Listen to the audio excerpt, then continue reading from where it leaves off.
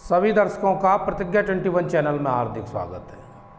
आइए आज का जो विषय है वो है गणित, और गणित में घन घनाव के बारे में अध्ययन करते हैं। तो आज का जो हमारा टॉपिक रहेगा वो रहेगा घन घनाव। विषय आज गणित,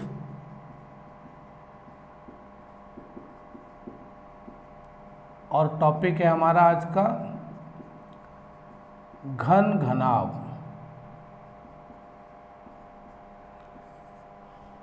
अब आपको सबसे पहले ये समझना है कि भाई घन और घनाव की जो आकृति है वो किस तरह की है। हालांकि सभी जानते हैं ऐसा कुछ भी नहीं है, लेकिन एक बार अगर देख लिया जाए तो बहुत ही आसान हो जाएगा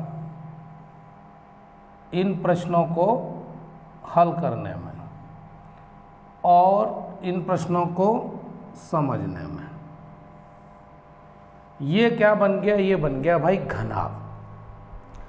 चूंकि घनाव में लंबाई, चौड़ाई और ऊंचाई बिल्कुल अलग अलग, ठीक है, जबकि घन में प्रत्येक भुजा समान होगी। तो यहाँ पर घन या घनाव, अब इसमें दोनों ही स्थिति में, यानी चाहे वो घन हो चाहे वो घनाव हो, शीर्ष जो होंगे, ये जो शीर्ष दिए हुए हैं, इनकी कुल संख्या होगी 8। शीर्ष की कुल संख्या कितनी होगी? 8। और कोर, कोर का मतलब एज, और शीर्ष का मतलब वर्टेक्स। तो कोर की संख्या कितनी होगी? ये होगी 12। घनाव में शीर्ष 8 और कोर 12 और फलक, फेस, इनकी संख्या 6। ये स्थिति दोनों में है, घनाव में भी और घन में भी। जितने शीर्ष घन में होंगे उतने ही शीर्ष घनाव में होंगे। मैंने अभी फर्क बताया, फर्क सिर्फ इतना है कि घनाव में लंबाई, चौड़ाई और ऊंचाई दी हुई है जो कि बिल्कुल अलग अलग है, जबकि घन में ऐसा नहीं है, क्योंकि सभी की मापें बिल्कुल बराबर होंगी। अब आगे समझना है कि भाई आयतन, आयतन किसे कहते हैं? तो आयतन किसी भी वस्तु के द्वारा, किसी भी वस्तु के द्वारा घेरे गए कुल स्थान, कुल स्थान की माप, कुल स्थान की माप जिस भौतिक राशि में मापी जाती है उसे उस वस्तु का आयतन कहते हैं। आयतन का मात्रक घन सेंटीमीटर या घन मीटर होता है। तो अभी हमको ये समझना है कि आयतन कहते किसे हैं।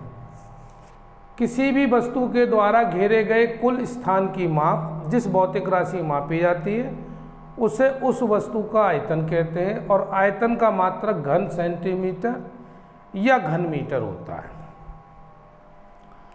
इसको ऐसे भी लिख सकते हैं सेंटीमीटर क्यूब की बात हो गई, और घन मीटर को लिख सकते हो मीटर क्यूब, ये की बात हो गई। तो इसको ऐसे भी लिखा जाता है। अगला, यहां तक बात समझ में आई कि भाई आयतन क्या होता है।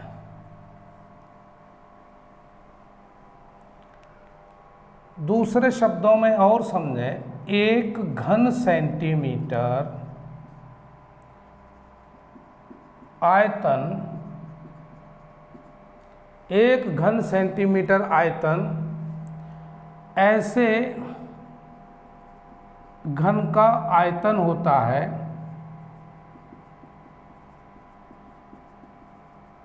जिसकी प्रत्येक कोर की लंबाई 1 सेंटीमीटर होती है। भाई दूसरे तरीके से भी समझा जा सकता है कि 1 घन सेंटीमीटर आयतन क्या होगा, ऐसे घन का आयतन जिसकी प्रत्येक कोर की लंबाई 1 सेंटीमीटर होती है। अगला, घनाभ का आयतन बराबर, अब इसका एक सूत्र है कि घनाभ का आयतन कैसे निकालेंगे, तो वो सूत्र पहले से ही निर्धारित है। क्या है, लंबाई गुणा चौड़ाई गुणा ऊंचाई।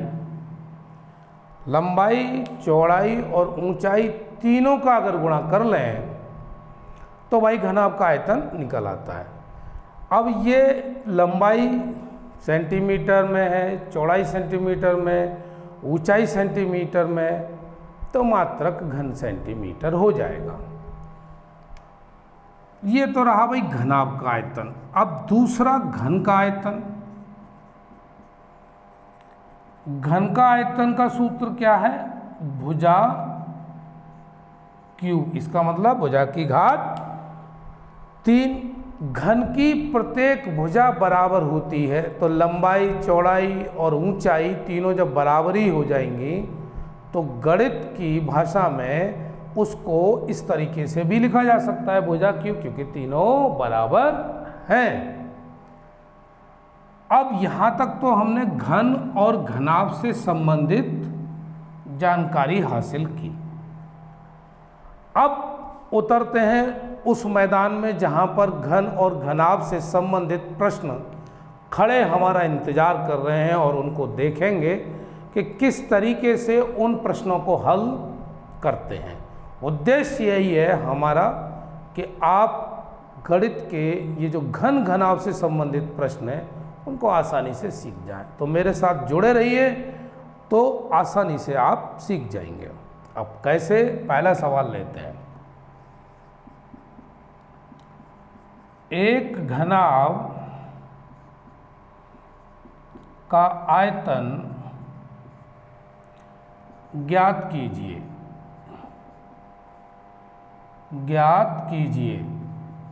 एक घनाभ का आयतन ज्ञात कीजिए जिसकी लंबाई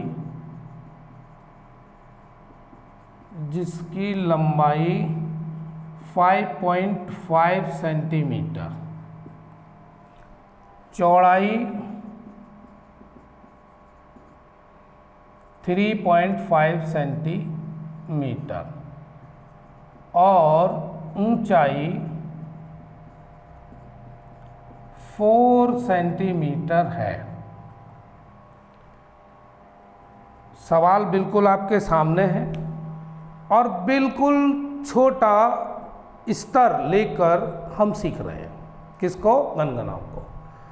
सवाल कहता है कि एक घनाभ का आयतन ज्ञात कीजिए जिसकी लंबाई 5.5 सेंटीमीटर, चौड़ाई 3.5 सेंटीमीटर और ऊंचाई 4 सेंटीमीटर है। जब हमारे सामने लंबाई, चौड़ाई और ऊंचाई दी हुई है तो हमको घनाभ के आयतन का सूत्र लगाकर आसानी से आयतन को ज्ञात कर सकते हैं। अब लगाइए सूत्र। घनाभ का आयतन बराबर होता है लंबाई गुणा चौड़ाई गुणा ऊंचाई। अभी बताया है। लंबाई की जगह पर रख दो 5.5 रख दिया, चौड़ाई की जगह पर 3.5 और ऊंचाई की जगह पर 4। अब तीनों हमने मान लगा लिए, लंबाई भी, चौड़ाई भी और ऊंचाई भी। अब ज़रूरत इस बात की है कि आप इनका गुणा करें, और जिसको गुणा करना नहीं आएगा तो फिर तो सवाल का उत्तर निकाल नहीं सकता। तो गुणा करना आना चाहिए। अब इसका गुणा जब हम करेंगे इसमें कितना आएगा, तो देख लीजिए यहाँ पर हम गुणा कर रहे हैं 3.5 का 4 में गुणा करो, 4 पंजे 20, 4 तिया 12 और 2 14। ये आ गया 5.5 इंटू 14 हो गया, यानी इन दोनों गुणा करके हमने ये लिख दिया। अब 5.5 का गुणा कर लेते हैं किसमें, 14 में, 5 चौक 20 और 5 एकम 5 और 2 7 हो गए, 14 पंजे 70। फिर यहाँ भी यही होगा 0 7 7, पॉइंट कहाँ लगाना है यहाँ पर, यानी दशमलव। तो 77 अब है सब सेंटीमीटर में, तो क्या हो गया सेंटीमीटर क्यूब, या 77 घन सेंटीमीटर। भाई ऐसे भी लिख लो। ये हो गया इसका आयतन और यही हो गया आंसर। पहला सवाल हमने जो लिया है वो बेहद आसान, लंबाई चौड़ाई ऊंचाई दी हो, आयतन पूछा हो, तीनों का गुणा कर दीजिए, आंसर आपके सामने आ जाएगा। चलिए भाई अब दूसरे प्रश्न की ओर बढ़ते हैं। दूसरा प्रश्न,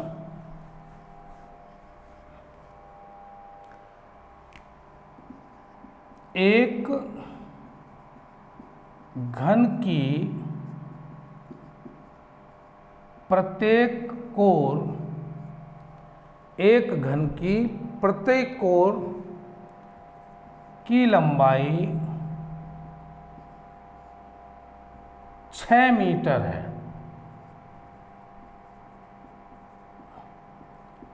तो इस घन का आयतन ज्ञात करो। अब दूसरा जो सवाल है हमारा, ये सवाल किस पर आधारित है, घन पर। इससे पहले था घनाभ पर, और घन की प्रत्येक भुजा बराबर होती है, ये मैं आपको पहले बता ही चुका हूँ। तो यहाँ भी यही दिया हुआ है सवाल में कि घन की प्रत्येक कोर की जो लंबाई है भाई वो 6 मीटर है। अब इसका आयतन ज्ञात करो। सूत्र लगाइए, आयतन बराबर भुजा क्यूब, क्योंकि ये घन है, और 6 की घात 3 लिख देंगे। अब 6 गुणा 6 गुणा 6 करेंगे, 36 छिक्का 216 हो गया घन मीटर। यह हो गया आंसर। ये निकला है आंसर। ये निकला क्या, घन का आयतन। चूंकि प्रश्न की हालत ही ऐसी है तो आंसर भी उसी आधार पर निकलेगा। अब चलें भाई अगले प्रश्न की तरफ। अगला प्रश्न क्या कहता है उसको भी देखेंगे। 8 मीटर लंबी, 3.5 मीटर चौड़ी और 20 सेंटीमीटर मोटी दीवार का आयतन ज्ञात करो। अब इस सवाल में इसने थोड़ी सी चालाकी कर दी, यानी फेरबदल कर दिया, उस पर तुम्हारी दृष्टि जानी चाहिए। वो कह रहा है 8 मीटर लंबी और 3.5 मीटर चौड़ी, तो दोनों तो ये मीटर में, लेकिन भाई मोटाई जो दी है वो सेंटीमीटर में। अब ध्यान ये रखना है कि जब तीनों एक ही यूनिट में नहीं है, यानी एक ही और मात्रक में नहीं है, तब दिक्कत आती है कि तीनों को एक करें। अन्यथा अगर आपने सीधा सीधा गुणा कर दिया तो उत्तर आने वाला नहीं है। आयतन निकालेंगे, लंबाई गुणा चौड़ाई गुणा ऊंचाई, लंबाई 8, चौड़ाई 3.5 और ऊंचाई 20। अब ये जो 20 सेंटीमीटर ना, इसको जब मीटर में बदलेंगे, किस में बदलेंगे? मीटर में, तब यहां पर आपको दिमाग लगाना पड़ेगा। तो 1 मीटर में 1 मीटर बराबर 100 सेंटीमीटर। 1 मीटर में कितने सेंटीमीटर होते हैं? 100। और 1 सेंटीमीटर बराबर 1/100 मीटर। यही तो बात हो गई। अब चूंकि ये सेंटीमीटर में था, 1 सेंटीमीटर 1/100 मीटर, तो 20 सेंटीमीटर कितना हो गया? 1/100 गुणा 20, यानी 20/100 मीटर हो गया। सीधा सीधा गुणा कर दिया। तो अब हमको यहां 100 का क्या करना है? भाग। तो ये जो सेंटीमीटर में था, जो मोटाई, वो किस में बदल जाएगी? मीटर में। अब तुम्हारे क्षमता पर निर्भर करता है कि आप इसको काटते कैसे हैं। 20 पंजे 100, ये हो गया। अब इसमें अगर भाग लगाएंगे तो 0.7, 735 होते हैं। अगर पॉइंट ना होता तो, और दशमलव है तो हमने इसको 0.7 लिख दिया। 8 7 56, यानी 5.6, ये मीटर। क्या आयतन तो घन मीटर में नापेंगे, तो आपको लिखना पड़ेगा घन मीटर। ये आंसर हो गया। तो इसका आयतन कितना हुआ? 5.6 घन मीटर। यह भी प्रश्न, इन ही प्रश्नों को हल कर करके आप बड़े सवालों की तरफ बढ़ सकते हैं। बहुत लंबी यात्रा तय करनी हो तो यात्रा की शुरुआत छोटे छोटे कदमों से होगी। तो वो कदम हमने शुरू किए हैं, और छोटे ही कदम शुरू किए हैं। घन और घनाभ से संबंधित प्रश्न आज आप करें, पूरी तरह से तैयार हो जाएंगे। चलिए भाई अगले प्रश्न की तरफ। अगला प्रश्न देखेंगे। अगला प्रश्न है, लकड़ी के घनाभ के आकार के एक टुकड़े की लंबाई, एक टुकड़े की लंबाई 64 सेंटीमीटर, चौड़ाई 32 सेंटीमीटर तथा ऊंचाई 48 सेंटीमीटर है। यहाँ तक हमको एक जानकारी दी कि लकड़ी के घनाभ के आकार का जो टुकड़ा है उसकी लंबाई, चौड़ाई और ऊंचाई दे दी। अब इसके आगे इस में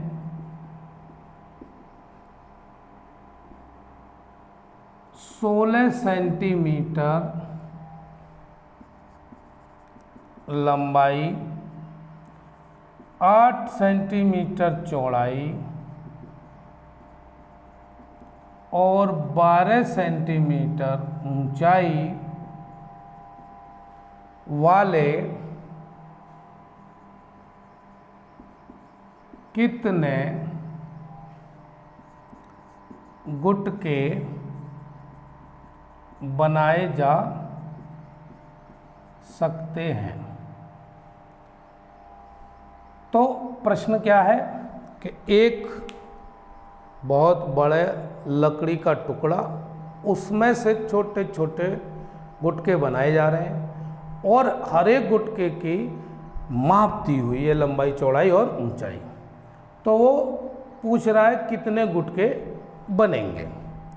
तो ऐसे सवालों में कैसे हल करते हैं? गुटकों की संख्या हमें निकालना तो यही है। तो इस प्रकार का जो भी प्रश्न आए, चाहे वो ईंटों की संख्या हो, गुटकों की संख्या हो, इस तरह के सवाल बनते हैं तो बड़े का आयतन बट्टे छोटे का आयतन, यही करते हैं। तो यहाँ पर लिखेंगे लकड़ी के बड़े गुटके का आयतन बटे छोटे गुटके का आयतन। और आयतन आप जानते ही हैं, क्योंकि घनाभ के आकार का है तो लंबाई, चौड़ाई और ऊंचाई का गुणा करते ही हैं। वो साफ लिखा हुआ है 64, 32, 48, ये लंबाई, ये चौड़ाई और ये ऊंचाई। तो बड़े का आयतन और छोटे का आयतन निकालेंगे तो 16 गुणा 8 गुणा 12, लो जी ये भी हो गया। अब तुम्हारी क्षमता रही इसको कैलकुलेट करने की, कितनी जल्दी कर लोगे? कैसे कर देंगे? 16 दूनी 32 और 8 छिंग 48, 6 दूनी 12, 2 से यह भी 2 कट गए। अब हमारे पास केवल 64 बचा, जिस पर कोई फर्क नहीं पड़ा और ज्यों का त्यों रह गया। तो हमारे पास 64 गुटके आए, ये आंसर हो गया और बेहद आसान। बस समझना ये है कि जो बड़ा है टुकड़ा, उसका आयतन निकालेंगे और उसमें छोटे टुकड़े का भाग दे देंगे आयतन का। चलिए भाई, यहाँ तक उम्मीद है कि आप सीख ही गए होंगे। अगला प्रश्न,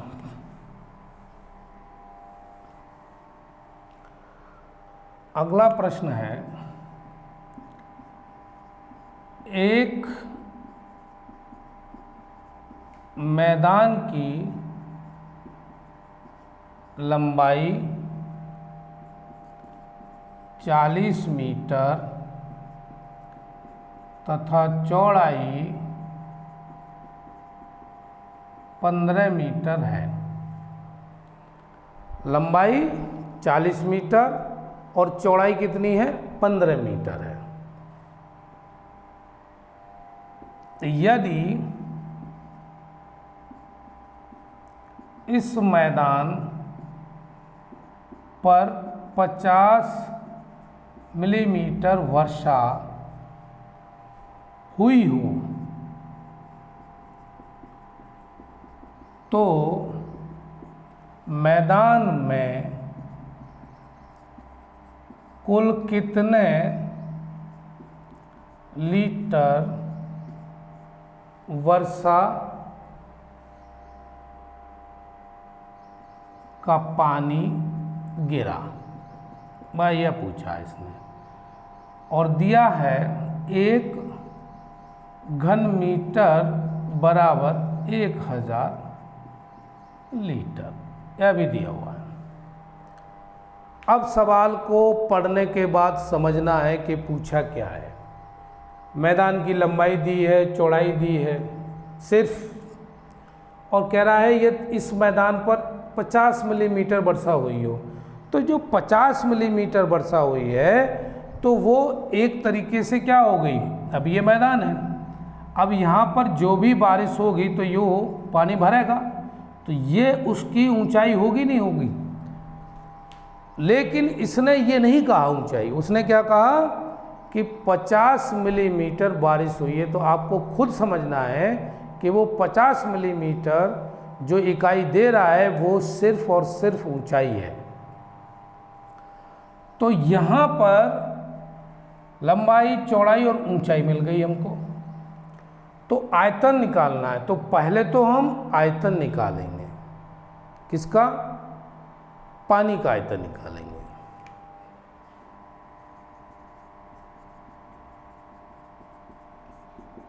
कितना हो गया? लंबाई गुणा चौड़ाई गुणा ऊंचाई। लंबाई 40, चौड़ाई 15 और ऊंचाई कितनी है? 50 मिलीमीटर। अब यहीं पर देखना है, क्योंकि ये इकाई दी है हमको किसको? मिलीमीटर में, और हमको करना है, ये दोनों मीटर में थे तो इसको भी मीटर में बदलना है। तो 1 मीटर बराबर 1000 मिलीमीटर होता है। कितना होता है? 1000 मिलीमीटर। 1 मीटर में 100 सेंटीमीटर होते हैं, है ना, और 1 मीटर में 1000 मिलीमीटर होते हैं। तो 1 मिलीमीटर बराबर 1/1000 मीटर, और 50 मिलीमीटर दिया हुआ है तो 50/1000 हो गया। यही तो आएगा। तो हमको यहाँ करना क्या है? 1000 का भाग लगाना है, बस इतना दिमाग लगा दीजिए। ये हो गया। अब काटने की बारी आती है। 0 से ये 0, 2 कट गए। अब यहाँ पर आपका 15 गुणा 4 गुणा 5 यही बचा, और नीचे 10 बचा। ऊपर इतना 4, 15 और 5। अब 5 दूनी 10, 2 दूनी 4। तो 15 में 2 का गुणा करेंगे तो 30 हो गया। 30 क्या आया? 30 घन मीटर। अब वो कह रहा है 1 घन मीटर 1000 लीटर, और 30 घन मीटर बराबर 30,000 हो जाएगा, या 30,000 लीटर। तो यही तो पूछा, कितने लीटर वर्षा का पानी गिरा? 30,000। ये आंसर हो गया। ऐसा सवाल भी आपको समझ में आया होगा, ऐसा मुझे उम्मीद है। अब चलिए भाई, और विविध प्रकार का अगला सवाल देखते हैं।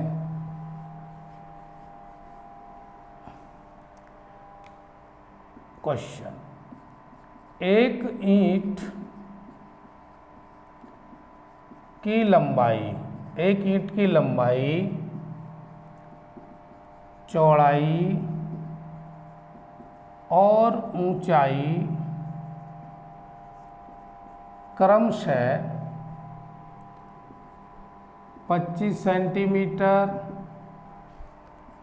10 सेंटीमीटर व 7.5 सेंटीमीटर है। ये ईंट की लंबाई, चौड़ाई और ऊंचाई हमको दे दी। अब पूछा क्या है? एक 5 मीटर लंबी, 3.5 मीटर चौड़ी और 33 सेंटीमीटर मोटी दीवार, 33 सेंटीमीटर मोटी दीवार बनाने में कितनी ईंट लगेगी? लो, अब इसने ईंट की संख्या पूछ ली। यहाँ तक पढ़ने पर क्या पता चलता है? एक ईंट की लंबाई, चौड़ाई, ऊंचाई दी है तो इसका आयतन निकल आएगा एक ईंट का। और दीवार की लंबाई, चौड़ाई दी है, लंबाई है ना, ये दी है लंबाई, चौड़ाई और ऊंचाई, यानी मोटी है, ऊंचाई हो गई, तो इससे दीवार का आयतन निकल आएगा। तो मैंने अभी बताया था कि बड़ी चीज़ में छोटी चीज़ का जब आयतन का भाग लगाते हैं तो चाहे वो टुकड़ों की संख्या हो, ईंटों की संख्या हो, आसानी से निकल आती है। इसमें भी वही करेंगे। ईंटों की संख्या बराबर ईंटों की संख्या बराबर दीवार का आयतन 5 गुणा 3.5 यानी लंबाई होगी, चौड़ाई होगी, और ऊंचाई यानी कितनी दी है 33 सेंटीमीटर। अब ये जो 33 सेंटीमीटर है, या तो आप इसको सेंटीमीटर को मीटर में बदल लो, या इन सब को, ये जो दिया है इनको सेंटीमीटर में बदल लो।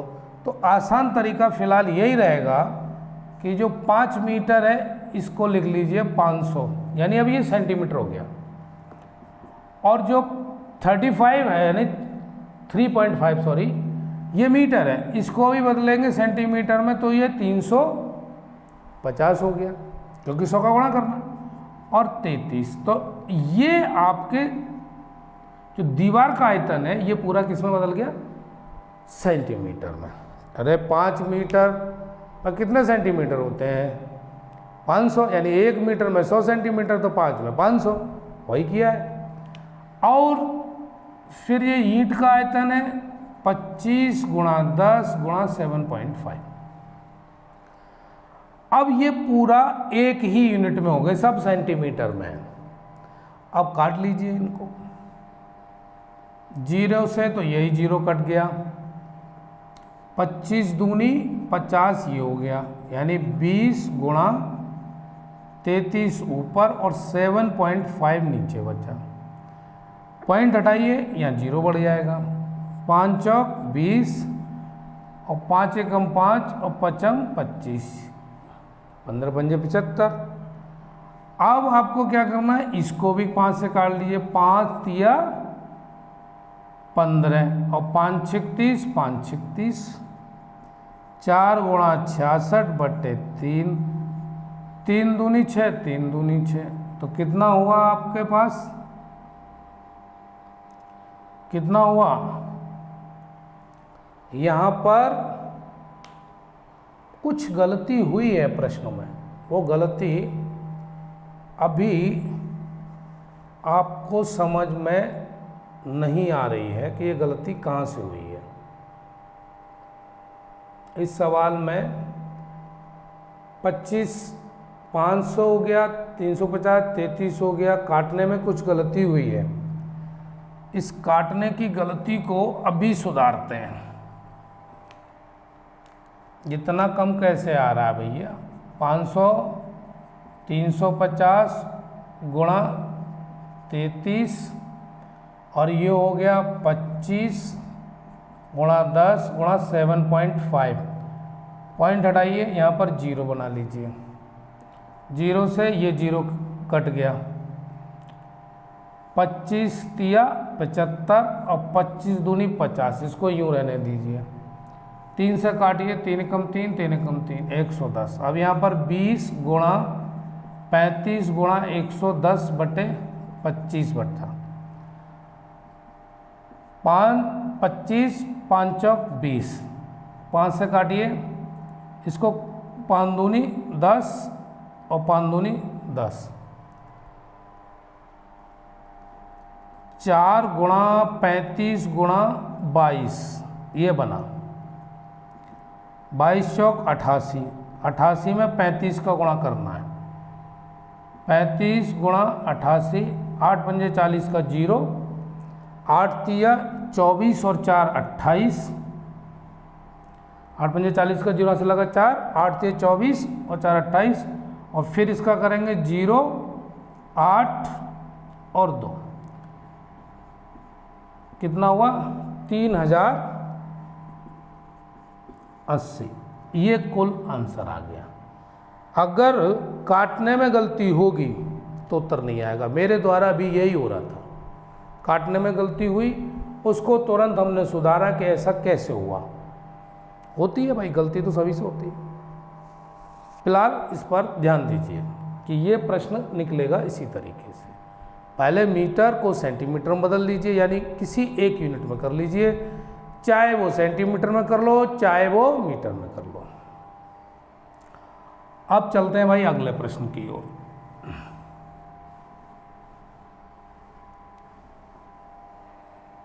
अगला प्रश्न है, एक घनाकार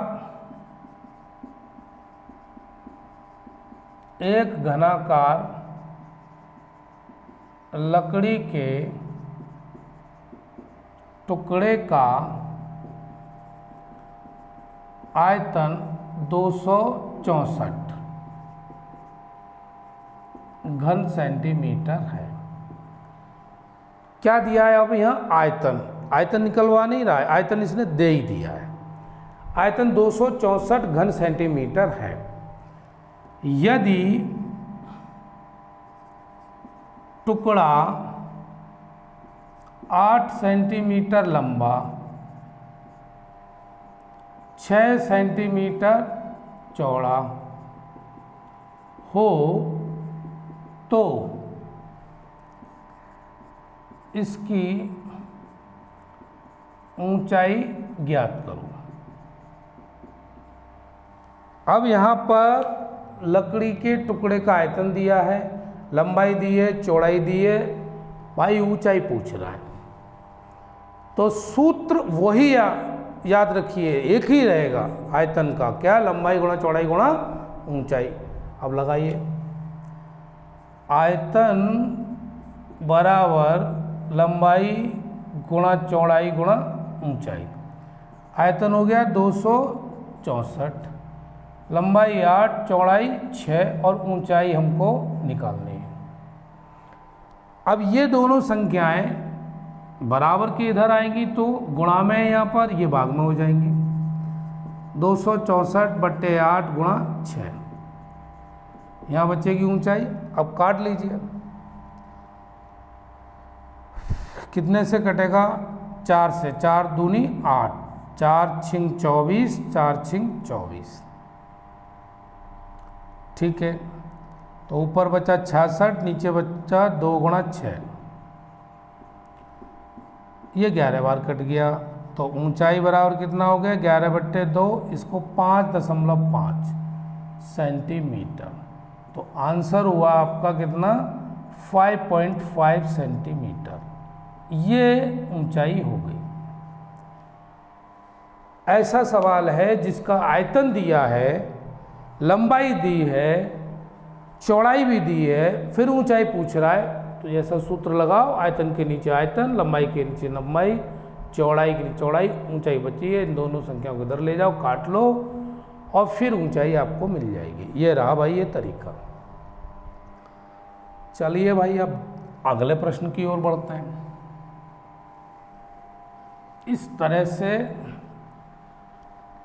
अब प्रैक्टिस करते रहिए, और जितनी ज़्यादा प्रैक्टिस कर लेता है वही टॉपिक उसको पूर्णता को प्राप्त हो जाता है, यानी उस टॉपिक पे वो महारत हासिल कर लेता है। अब प्रैक्टिस की बात है। अगला प्रश्न, एक 5 मीटर लंबा 3 मीटर चौड़ा तथा 1.5 मीटर गहरा टैंक है। टैंक में कितने लीटर पानी भरा हुआ है? भरा हुआ है, या ये लिख लीजिए टैंक में कितने लीटर पानी भरा जा सकता है, क्योंकि टैंक की क्या दी है? लंबाई, चौड़ाई और ऊंचाई। तो पूछ रहा है कि इस टैंक में कितने लीटर पानी भाई आ सकता है। अब इसके लिए पहले तो आयतन निकालना है, लंबाई गुणा चौड़ाई गुणा ऊंचाई। लंबाई 5, चौड़ाई 3 और ऊंचाई 1.5। 15 और फिर 1.5 में गुणा करेंगे, यानी 3 पंजे 15 हो गया, और ये हो गया 22.5 क्या घन मीटर, क्योंकि सारा घन मीटर में दिया हुआ है। 1 घन मीटर बराबर 1000 लीटर, यानी ये बात आपको याद रखनी है कि 1 घन मीटर बराबर 1000 लीटर होता है। तो कितने हैं ये, इसमें 1000 का गुणा कर दीजिए, 22.5 गुणा 1000 बराबर 22,500 लीटर, ये हो गया आंसर। कितना इस टैंक में पानी आ सकता है, 22,500 लीटर। ये आपका पूरा का पूरा आंसर। चलिए भाई, ऐसा सवाल भी आपने समझा। अगला प्रश्न की ओर बढ़े।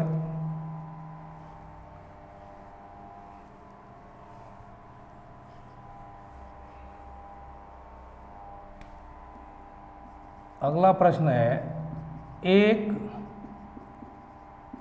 घनाभाकार यानी घनाभ के आकार पानी की टंकी की भीतरी मापें 5 मीटर, 4 मीटर तथा 3 मीटर है। यानी जो पानी की टंकी है घनाभ के आकार की, उसकी लंबाई, चौड़ाई और ऊंचाई दी है, यही मापें हैं। फिर पूछा है टंकी का जल से 9/10 भाग भरा है ना, जल से इतना भाग भरा हुआ है। इसके अंदर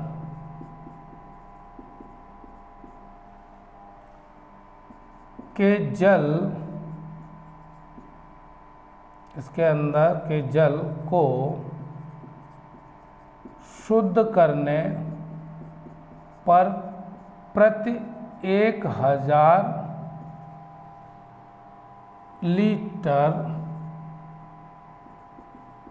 पर 10 रुपये खर्च आता है। यानी 1000 लीटर को अगर शुद्ध करना है जल को, तो उसका खर्चा 10 रुपये। अब पूछा है इसने संपूर्ण जल को शुद्ध करने के लिए कुल कितना खर्चा होगा। अब ऐसे प्रश्नों में सबसे पहले हमें ये तो पता हो कि जल कितना है, इसका मतलब जल का आयतन निकालना है। जल का आयतन बराबर, तो वही लंबाई गुणा चौड़ाई गुणा ऊंचाई, वो ऊपर दी हुई है। 5 गुणा 4 गुणा 3 कितना हो गया, 4 पंजे 20, 20 तिया 60, क्या हो गया घन मीटर। ये टोटल क्या है, टंकी का आयतन। अब उसमें 9/10 भरा हुआ है जल, तो 60 गुणा 9/10, 54 लीटर कितना हो गया, कितना 54 आया। ये इसको काटेंगे तो 54 घन मीटर, सॉरी। अब वो कहता है कि प्रति 1000 लीटर पर 10 रुपये खर्च। 1 घन मीटर बराबर 1000 लीटर, ये होता है 54 घन मीटर है, 54,000 हो गया। 1000 लीटर का खर्चा दे रहा है 10 रुपये, तो 54,000 का कितना हो जाएगा, वो 54 का कितना होगा, 10 का गुणा कर लेंगे। कुल खर्च 54 में 10 का गुणा करेंगे 540 रुपये, ये हो गया आंसर। एक बार फिर समझ लो, क्योंकि घन मीटर, एक घन मीटर बराबर 1000 लीटर, और हमारा आया था आयतन कितना, 54 घन मीटर। अगर मैं इसको लीटर में बदलता, जाहिर सी बात है, तो वो कितना हो जाता, 54,000। तो उसे बदलने की ज़रूरत नहीं है, क्योंकि वो एक घन मीटर में ही होते 1000। इसका मतलब है एक घन का जो खर्चा है वो 10 रुपये है। तो 54 का कितना होगा, 10 का गुणा कर दिया, तो 540 रुपये आया। ये सवाल इस तरीके से आप हल करेंगे। तो आज भाई घन और घनाभ से संबंधित कुछ प्रश्न लिए, कम से कम इन प्रश्नों के सहारे आप घन और घनाभ के प्रश्नों की शुरुआत घर पे कर सकते हैं। इतने प्रश्नों से आप ये सीख गए होंगे कि घन या घनाभ, इनका आयतन कैसे निकालते हैं।